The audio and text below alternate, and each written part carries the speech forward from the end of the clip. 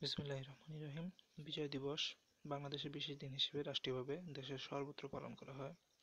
প্রতি বছর ১৬ ডিসেম্বর বাংলাদেশে দিনটি বিশেষভাবে পালিত হয়। ১৯৭২ সালের ২২শে জানুয়ারি প্রকাশিত এক প্রজ্ঞাপনে এই দিনটিকে বাংলাদেশে জাতীয় দিবস হিসেবে উদযাপন করা হয় এবং সরকারিভাবে এই দিনটিতে ছুটি ঘোষণা করা হয়। ৯ মাস যুদ্ধের পর ১৯৭১ সালের ১৬ ডিসেম্বর ঢাকার সোহরাওয়ার্দী উদ্যানে পাকিস্তানি বাহিনীর প্রায় ৯১,৬৩৪ সদস্য বাংলাদেশ ও ভারতের সমন্বয়ে গঠিত যৌথ বাহিনীর কাছে আনুষ্ঠানিকভাবে আত্মসমর্পণ করে। এর ফলে পৃথিবীর বুকে বাংলাদেশ নামে একটি নতুন স্বাধীন ও সার্বভৌম রাষ্ট্রের অভ্যুদয় ঘটে। ভারতেও এই দিনটি বিজয় দিবস হিসেবে পালিত হয়ে থাকে।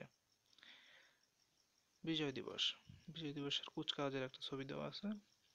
সাধারণত আনুষ্ঠানিক নাম বিজয় দিবস পালনকারী বাংলাদেশ উদযাপন, পতাকা উত্তোলন, কুচকাওয়াজ, জাতীয় সঙ্গীত এবং অন্যান্য দেশাত্মবোধক গান গাওয়া, রাষ্ট্রপতি এবং প্রধানমন্ত্রীর ভাষণ, বিভিন্ন ধরনের সাংস্কৃতিক অনুষ্ঠান।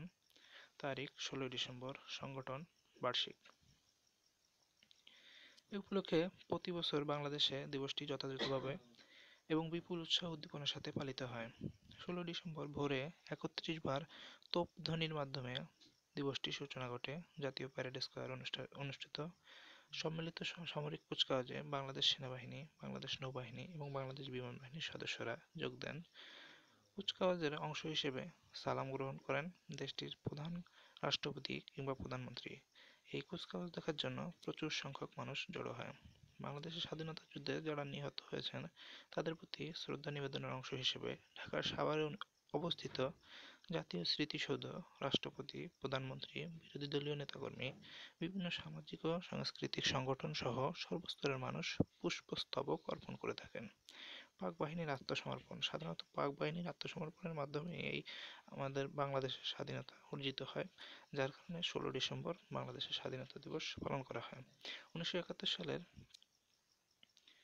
১৯৭১ খ্রিস্টাব্দে ৯ মাসের রক্তক্ষয়ী যুদ্ধের পর পাকিস্তানি বাহিনী এই দিনে যৌথ বাহিনীর কাছে আত্মসমর্পণ করতে বাধ্য হয়েছিল। সেদিন ঢাকার কেন্দ্রস্থলে রেসকোর্স ময়দানে পাকিস্তানের পক্ষে আত্মসমর্পণের দলিলে স্বাক্ষর করেন জেনারেল আমির আবদুল্লাহ খান নিয়াজি। তিনি যৌথ বাহিনীর কাছে জেনারেল জগজিৎ সিং আরোরার কাছে আত্মসমর্পণ করেন। এই আত্মসমর্পণ অনুষ্ঠানে বাংলাদেশের মুক্তিবাহিনীর সর্বাধিনায়ক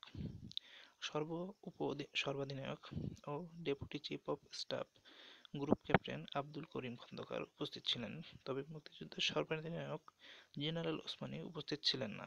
আত্মসমর্পণ দলিলের ভাষ্য ছিল নিম্নরূপ: পূর্ব রণাঙ্গনে ভারতীয় ও বাংলাদেশ বাহিনীর general officer commanding in chief lieutenant general জগৎ সিং আরোরার কাছে পাকিস্তান পূর্বাঞ্চলীয় সামরিক কমান্ড বাংলাদেশে অবস্থানরত পাকিস্তানের সকল সশস্ত্র বাহিনী নিয়ে আত্মসমর্পণে সম্মত হলো।